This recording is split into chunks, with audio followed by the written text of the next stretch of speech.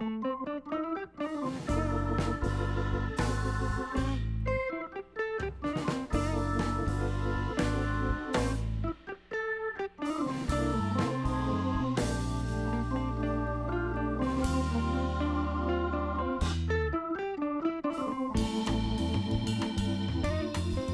it, gentlemen and ladies? Green Gloves here, and today I'm going to be reviewing Deadpool.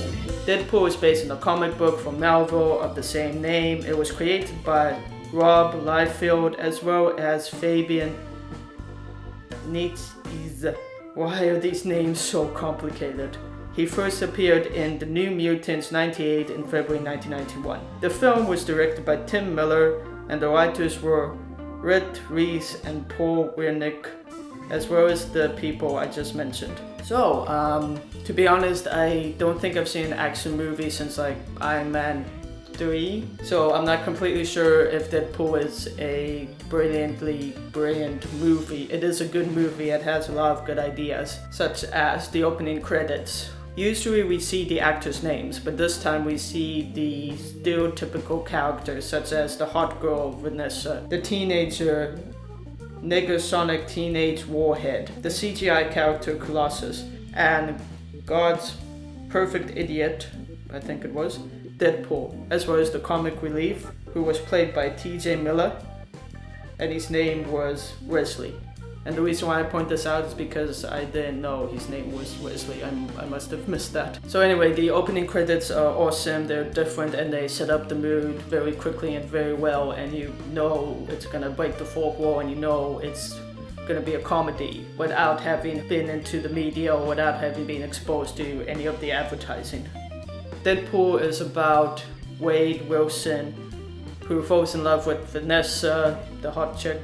And Wade gets cancer, but he gets cancer everywhere. So this guy, Agent Smith, comes along and he has this proposition that he's able to get someone to cure Wade's cancer.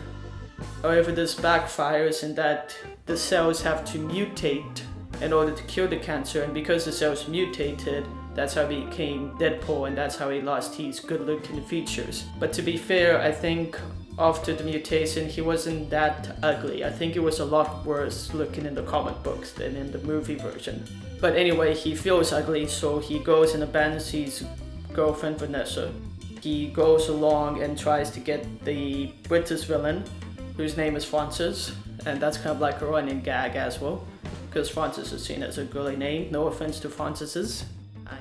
At the end, he gets the girl, he kills the British villain, and it's all happily ever after.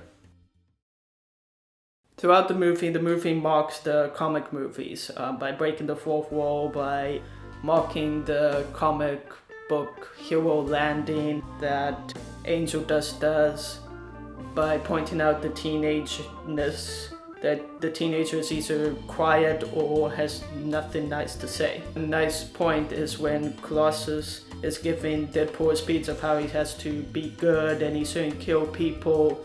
And it's like with the music and it's like a nice build up, but Deadpool just kills the villain anyway. So yeah, it kind of just plays around with the conventions of comic book movies, as well as the fact that Deadpool isn't a hero. He doesn't call himself a hero, he's much more of an anti-hero. Because at the end of the day, what he does is because of love, but also because of revenge, and to a certain point, sourness.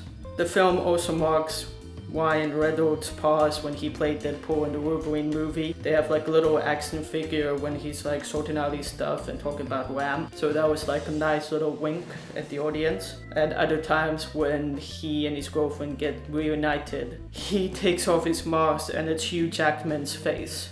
And then he takes off and then it's the ugly face. Ryan Reynolds also marks his looks and his talent. He says that in a line which is quite clever and smart, and also funny. They also mark the movie itself with the only two X-Men characters, etc. I'm sure there are other examples, but I can't think of them right now. And the fighting is very good. You could actually see what was going on, although, new word, write it down.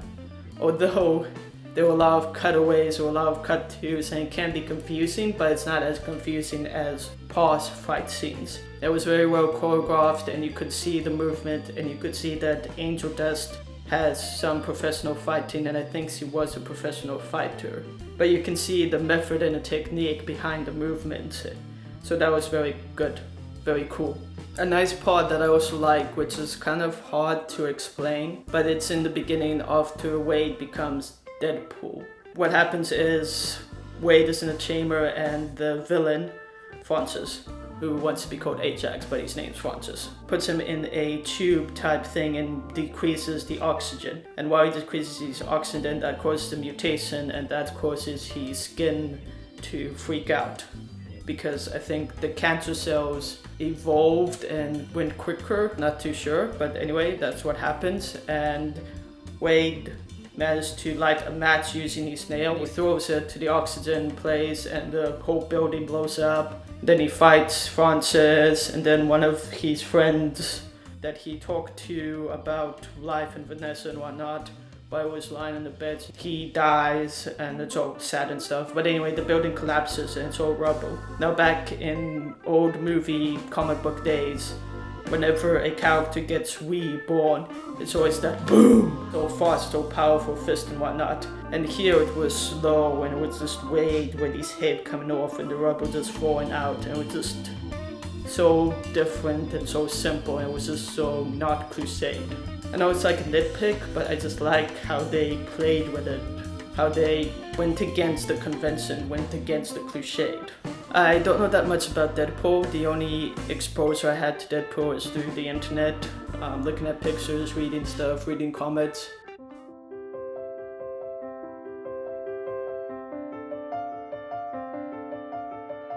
And the walkthrough by Jack. In that walkthrough, he plays Deadpool, of course, but Deadpool has schizophrenia and he has two voices in his head. And in this movie, that was not there. Maybe it's gonna come later, maybe it's like a development into his lack of sanity. I can see why people like this movie. It is very action-packed, it is very funny, and like I said, it plays with the conventions. And the character of Wade, that's Deadpool, is very structured. Yes, he is insane, but I think they could... No, scratch that. Yes, he is insane, and he's not the dark, scary, insane like the Joker is. He's funnier than the Joker. I also wanted a bit more from Vanessa's side. I mean, you can see the connection, you can see the chemistry, and they bounce off each other and they like share the same jokes. But I wanted more of her. I wanted like to see more of that connection, to see more of her. Not her and Wade, just her. Who is she? What type of person is she? Exactly, we get a taste of it, but I would like to have seen more. I'm not saying she's a bad character, and the performance was extremely good. I was thinking while I was watching the movie that a good moment would be after she gets kidnapped by Francis, and Francis be talking, she's like mumbling, and they take off the mouth patch, the duct tape. I love duct tape. They take off the duct tape. Just to give a bit of context, when Wade was taken to, it's like an asylum to get the mutation so he can be magically cured, they put something in his mouth so he couldn't talk, and when they removed it, Wade said to Francis, there's something in your teeth. And it would be quite funny that when they removed the duct tape off of Vanessa, that she says, there's something in your teeth. It's kind of like that little link to Wade, so that it shows that they have like the same sense of humor, and they have that connection. So it's a fun movie to watch. I don't think it will be the greatest comic book movie ever. I think Civil War will be a huge competition to it, and for my personal taste, Superman versus Batman. But it is a good movie. It brings a lot to the table, and it's just fun to watch and fun to play with. Yeah, it's a fun piece. The cinematography is good, the sound is good, the music is good, everything's good and fun. Although, even though the cinematography is good, it's also like very, to me, dirty, because there's a lot of gray and a lot of dirt texture, which makes sense because he is a criminal that kills criminal. So it makes sense that like downtown, cliched, stereotypical areas, even though it's probably not true, are seen as gray and dirty. So therefore Wade's seen as gray and dirty before he becomes Deadpool. And ironically enough, I think after he becomes Deadpool, he becomes a lot cleaner. But that's just my opinion, but that's just like a visual taste from my side. So I would give it I'm thinking 4. Yeah, 4.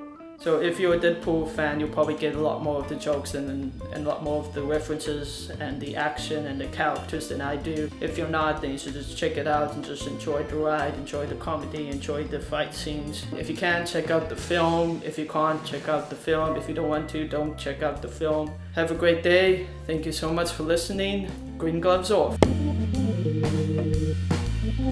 Merry Christmas, Happy Hanukkah, Happy New Year, Happy Valentine's Day, Happy any other day you celebrate, and have a great year.